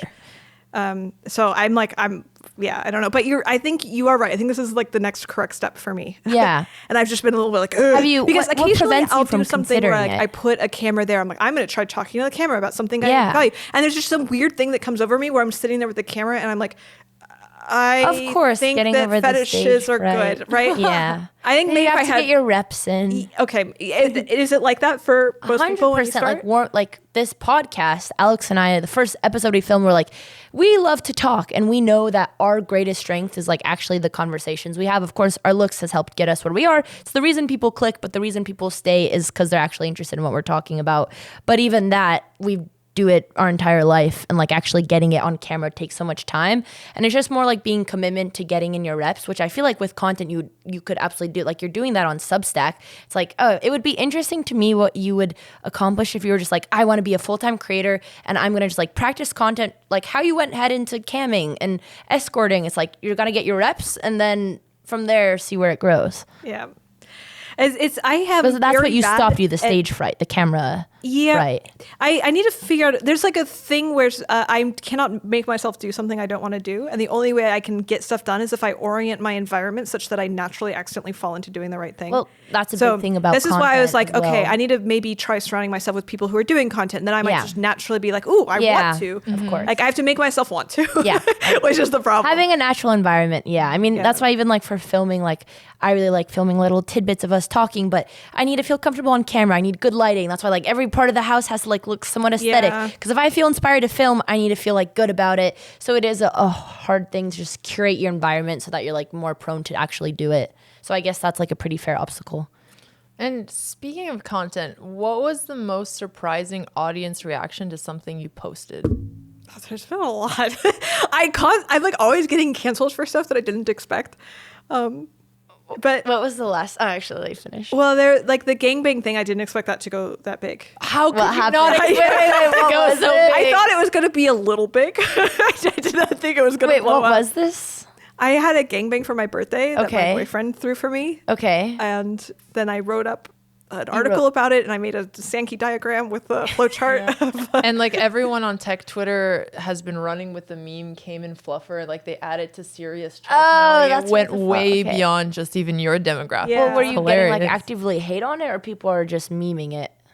Some people hate it, but I think mostly it's memes. Okay. What was the harshest reaction you got to that? I mean, I mean, people Just try the and kill me. usual. I don't know. Oh my god! But- Wait, like actual. Well, I only had like one real person try and kill me, but in general, like the harshest is when people are like Actually kind of, like coming for you. knife holding. I feel like you're so desensitized to any mean comments people can put on the internet that you're only phased by Were the you ones not that are nervous putting to you put in that harm. outline online at all? not a little bit. There's definitely been like for a while I wasn't public about the fact I was escorting. Yeah. And I was a little bit nervous to come out as an escort because I'm like, oh, I know that people hate whores or something. And I did it, and then it was fine. I feel like my whole life has been a progression of like, I noticed that I'm nervous to publicly admit a true thing about me, and then I do the true thing about me, and then it's like somehow I'm still here, and like life is still okay, and I'm like, all right, cool, let's do it again. And so it's just been a slow walking into like absurdity. Yeah, one of the things I respect most about you is how authentic you are and how you just seem true to yourself, and then you question everything if it's coming from an external source versus from inside you. Yeah. I think it's really courageous. Yeah, I think I was very fortunate. Is like pretty early in my life, around the time I was doing LSD, I was around some people who like shocked me with how much they were willing to admit about themselves. They'd be like, I don't know, they'd say something like, "Oh, I really want you to like me." And like that's like a level of like vulnerability that I just hadn't experienced before. So I was like, oh shit, if you're okay with yourself, you can say true things about yourself, and then just being exposed to that causes people to be more self-accepting because you're demonstrating that like it's okay to be what I am. And so I think this is really, it feels very ideological for me. I think very early on made an intentional decision. Like I want to be as true openly as I can to demonstrate that it is possible to be weird without shame. And in that, maybe help other people come to terms with who they might be themselves. It feels so. That's what gives me like the value, like drive to like go through all of the hatred, because it does get to me sometimes. I definitely have problems. I think mostly the thing that gets to me is when people in my communities end up really hating me, and so then people who know you. Or like friends of friends, or like if I get like I'm not invited to parties or stuff like that. It makes sense. I mean, humans are wired to care what people think, but obviously historically you're in a group of like 20 people, and then when it's expounded to millions, it's a lot more difficult. So that's why even for us, when it's people in our inner circle that are giving the criticism, it's like 1,000x worse than online hate. Do you get much hate from people like in your IRL social groups? Not often, actually. More so from people who have been in our community for a while. So if it's somebody's name I recognize from Twitch chat and I see them posting a comment that is really negative, that'll bother me a lot more than if I know it's someone who doesn't even follow me, who's just having an opinion for the sake of it. I think I have a different experience, because I'd say from the beginning, the chess community looked down upon me. Like when I started streaming, I was the younger sibling. I was 15, 16 when I started showing my face on the internet, and everyone was just like, I was also younger and grew up a lot more liberal, and all my friends like were Portlanders and like very like, you know, like take back control and like expressive of like fashion, and maybe, you know, I dressed less conservative than my sister. So from the beginning, it was very much like the chess community is like saying a lot of terrible things. That's gonna be hard at that age too. That's like a really vulnerable age for that. Yeah, exactly. Which is why like I think which I'm so glad that I was able to like they made me believe a lot of things that they were saying, like, oh, I'm not an intelligent woman because I also like to dress flirtatious sometimes. So it's like, oh, I can't have both. But then I think as soon as I grew out of that, like 17, 18, I actually think it became kind of my superpower, because then when I wanted to do bigger things outside of chess, which was what I was interested in very much, like DJing and music, people coming and telling me in my DJ videos, oh, stick to chess, blah, blah, blah, like doesn't mean shit to me. I'm like, you know, like I got through this when I was 15. So it's like, chess community can't really hold me back from pursuing anything now as an adult. But I think it was a little different. It's interesting because I actually grew up with a lot of shame around being recognized more for being a cute girl in chess than for my actual chess. So when I was 16, I started a Facebook group around chess because I really wanted to find a way to get students to make money. And I would post a lot of chess puzzles, but I noticed whenever I'd post photos of me, they'd get way more engagement and I'd grow more. When I was in college, this photo of me went viral and it was on the front page of Reddit on Gentleman Boners. And I felt so ashamed that the only thing people knew about me was that I was a cute girl in chess that I deactivated the Facebook page. Oh, wow. And then when I started streaming, everybody would say, you only are getting views because you're a girl. And I wouldn't just get this from people in our audience. I'd get it from people who I knew since I had grown up, who were really genuinely thinking that was the case. Because they're like, there's grandmasters who are streaming. Why would anybody care to watch you? You're just like a 2000 rated player. And I think I internalized a lot of that. And I've always been, more conservative than my sister. Like I've never posted a swimsuit photo online and things like that. And like I've had some that I thought were cute. And I was like, no, I can't do it because it's going to change my image and what people think of me. And this fear that I'll be taken less seriously if I'm leaning more into looks or things like that. And again, it just came from years of feeling like my only value in chess was because I'm a cute girl, because I had been told that for so long. So it was really hard to deal with. Yeah, I find it also hard to disentangle from truth, because I think it is true that I have some following because I'm a woman that posts her boobs. Right. But then I'm like, but then people say that, but I'm like, okay, there's got to be a percentage of this that isn't because of the boobs and a percentage that is the only side. And like there's a weird combination of the two where it's like they amplify like each people other. will click for boobies, but if they're staying throughout your content, there's a lot more. Actually, there was a really sweet comment somebody posted on one of your studies. Hang on, I want to read it. Your curious and scientific mind, always easy to understand society better and get data to back up your hypotheses. It's awesome and inspiring. As such, you may have gotten my attention through your tits, but you kept it and earned the very high interest and respect you have to me with your brain. And the fact I discovered you through sex work does not diminish that by 1 cent. And I thought that was a really sweet comment. Really sweet. Yeah. Yeah, there is definitely a thing where being publicly sexual, I know, is going to make people take the rest of what I do less seriously. Yeah. But I sort of view it as like, then that's just a challenge for me to work harder. Like I want to like bump up all of like the hot, sexy thing that I have to whatever degree I feel comfortable with. And then I just need to like fight the even more difficult battle where I'm even better at the other shit that I do so that like at some point people can't deny it or something. I don't know. Does that make sense? Do you ever have that feeling? Sense. Like you have to be even better at chess because you're a girl? I never felt like I had to be better at chess because I was a girl. I was genuinely just so competitive that I always want to be better. And even now when my rating is near all-time high, I'm so incentivized to play chess because it's just a purely competitive thing for me. But I did feel sort of like guilty for getting more attention for being a girl in chess. But the way I see it now and sort of like my advice to women in male-dominated fields is there's advantages and disadvantages. You best believe that every male in your field is using every single advantage he has. Yeah. And if people are going to treat you differently because you're a woman or you have certain advantages, take it, run with it, be as powerful as you can, and just know that there will be a cost for that you have to pay. And if you have to pay the cost, then why are you not reaping the rewards? That makes no sense. If you're going to be like I play poker too, you play the hands you're dealt. If not, you're not a good player. Yeah, I've had actually a different experience, and I had a question for you, Alex, that I was really thinking about this morning. As we've been doing our rebrand this year, I've actually realized like we are way more powerful when we use our personality for clicks. Like obviously, you look nice on the thumbnail, but when it comes to even like the packaging, like the title, the thumbnail, I'm like, I don't even want to use anymore like playing chess for a date or just anything where like because I've actually realized people are more interested to click on something that's actually like about my personality, whether it's like the title or like how we're purposing it. And this morning I was reading a comment. We just posted our first episode of our sibling podcast. It's not a podcast. It's literally called Not a Podcast because my mom is doing one and we don't like we're not hopping on the trend. Yes, exactly. We're unique and it's just deep conversations on the internet. And I actually like a big thing of doing content is like there were so many things that we just had to do and just go because like we're in the grind. We have to build this job. We're building this empire and we just have to capture on everything. And looking back on it, I'm like, there's certain parts of it that, of course, I want to learn how to do better. There's parts of it that I love that I want to continue. And there's parts of it that like I want to just completely give up. And one of the comments... which we stopped doing it inherently because it wasn't something we enjoyed, but I actually think it resonates a lot more with the public than we actually think it does. And it's just because we knew it would do well, we would do it a ton. But one of the comments was saying like, I really enjoy they're like, a lot of them were saying, I discovered Botez Sisters 3 years ago because I really like chess and I wanted to hear more about what it's like being a chess player. But I actually was like off put by their content because it always felt like it was applying just like being sexualized, which was so true. And it was the reason I always felt. I don't think I'm curious. Was so true. Okay, I'm curious to hear your take. No.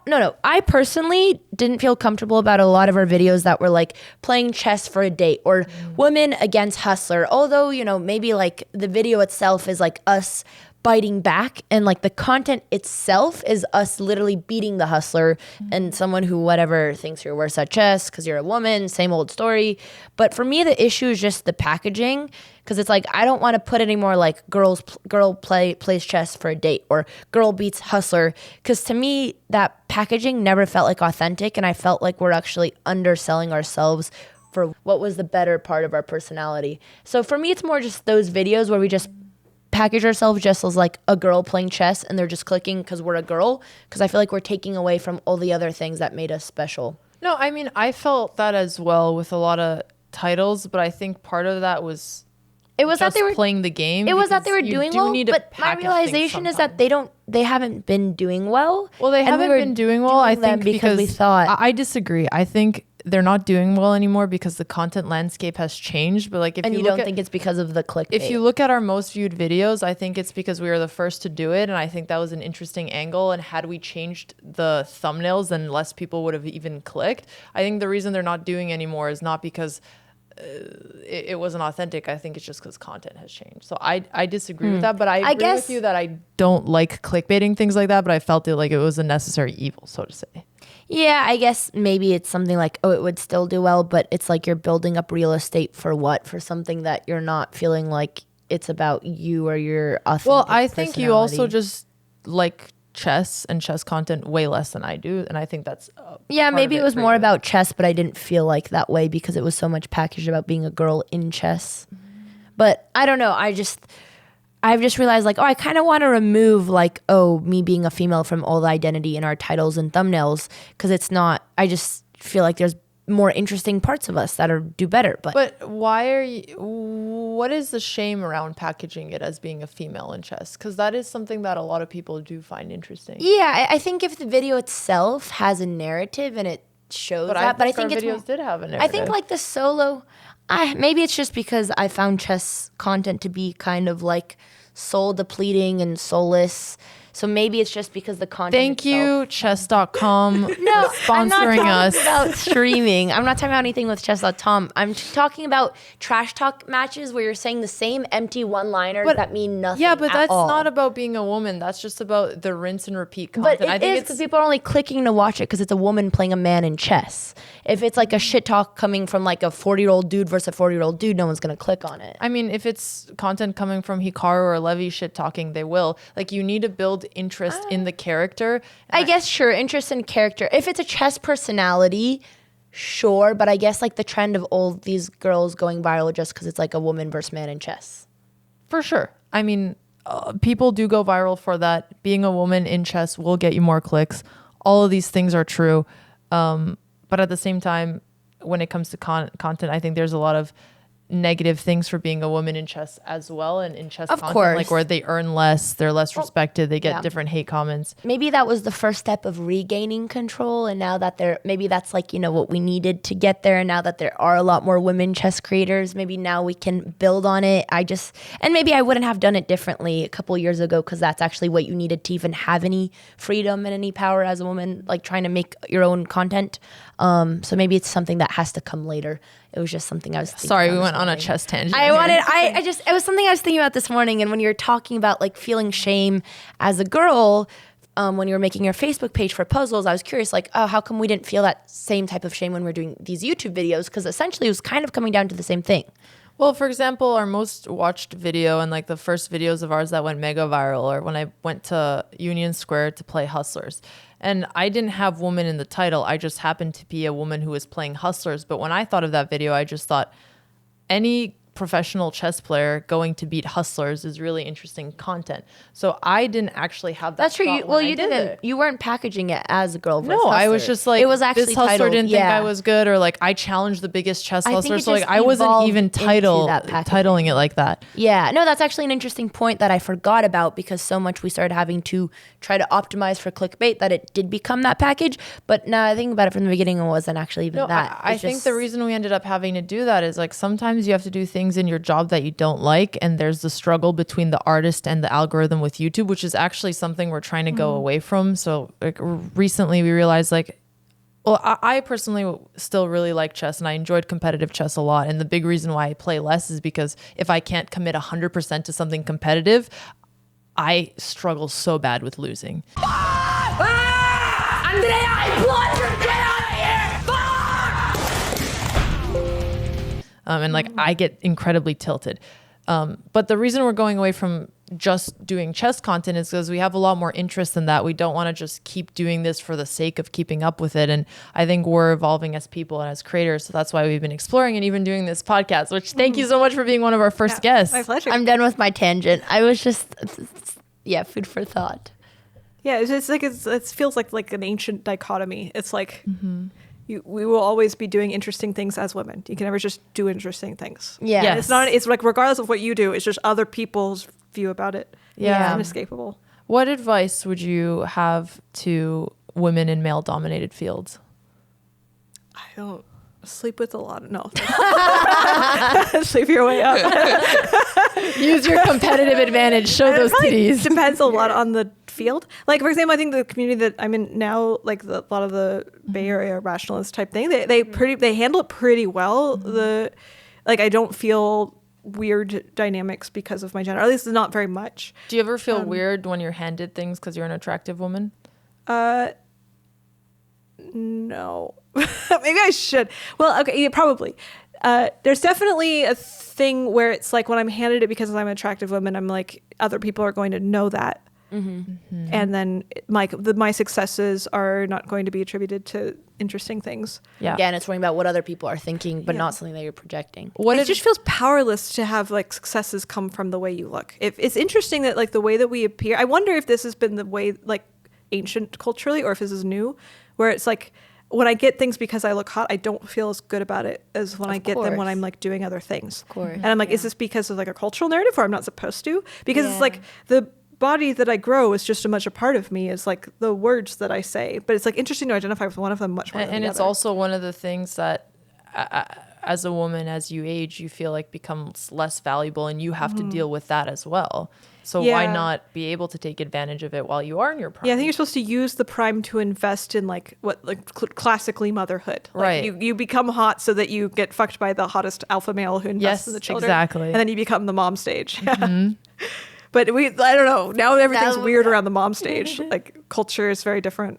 Yeah. Although I feel like the narrative of pushing people back into mother is coming back now, especially with like Elon and bringing up population decline and all that things. I've seen a huge shift, at least on my ex timeline over the last few years. Yeah, same. People really like it. And I have mixed feelings about it. Because like, I like it when people do what they want. I think if people want to be mom, fuck yeah. And I just feel like a little bit of, like I've been very up close in the world where women are expected to be mothers in a way that ended up being damaging. Yeah. And so I'm like, I want to like thread the needle in a informed way of the errors of both going too far on either side. It's almost like nuance is a good thing. Nah, no way. Which also, going back to things that you were like so traumatized about as a kid, have you ever re-explored religion as an adult? Or would you consider yourself a spiritual person? I mean, I did a bunch of acid, now I'm God or whatever. So, but like, would you consider yourself a spiritual person? it depends on what we mean by spiritual, right? That's another one of those vague words. Yeah. That's Yeah, I mean, you have a deep connection to something greater than yourself. Yeah, I mean, I fundamentally believe existence is an illusion and you're all projections of my imagination. Like I believe so, like I have some like pretty like insane metaphysical, like a low level stuff, but everything that's predictive, all of my predictive beliefs, which I really differentiate. Like, do I think that like if I run tests on atoms that we're going to get the same things out of electrons, like whatever, like yes. You're a very rational thinker, very pragmatic. Yeah, it's a big distinction I like in woo, because I'm like kind of pro woo weird spiritual shit, but Why? because like it seems like one, people can make an identity associated with being science and rational, which can preclude you from like finding out weird stuff. Like for example, if we didn't know the placebo effect is real, you might be like, hey, if I perform a ritual blessing these pills, this causes a better outcome. And you might be like, what? What? Right.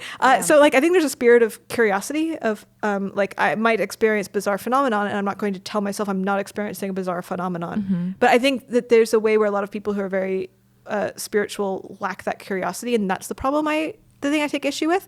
I'm like, Curiosity in science, or what specifically? Just curiosity at all. Like I was just on like the witchcraft subreddit the other day, reading people doing spells, and I was like, dude, okay, if I believed that doing this spell worked, I would want to know how. I'd be like, let's try doing slight modifications of the spells. Which ones optimizes? By what mechanism does it work? Does it work if the people are close or far away? Like immediately I would be super curious. I mean, now I want to engage in a path of discovery. But a lot of the people who are into like magic or woo like are not curious in that way. But if they are, then my issues are gone. I'm like, yes, you are attributing the scientific spirit to like weird shit, and all I care about is the spirit of science.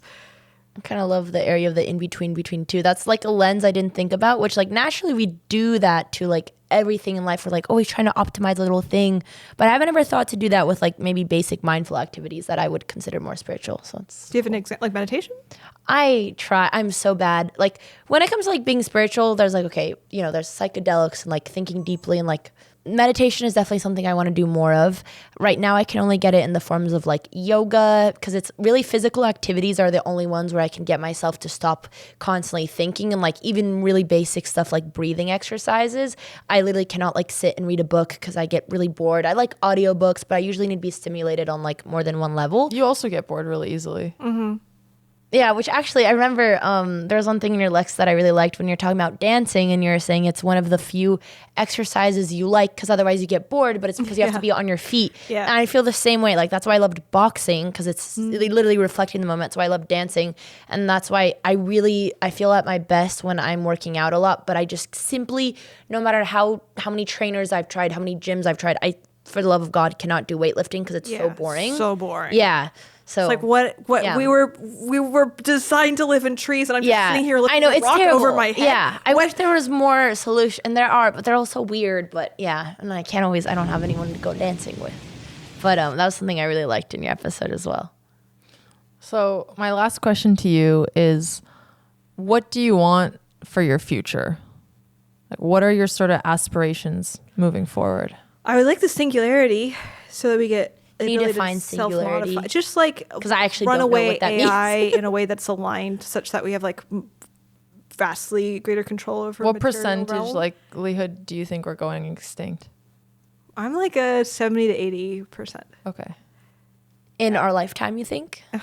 Well, I also think the singularity is happening in our lifetime. I just hope we don't. Okay, all with die. singularity, keep defining. Sorry, Aella gave me a quick, but I'm not.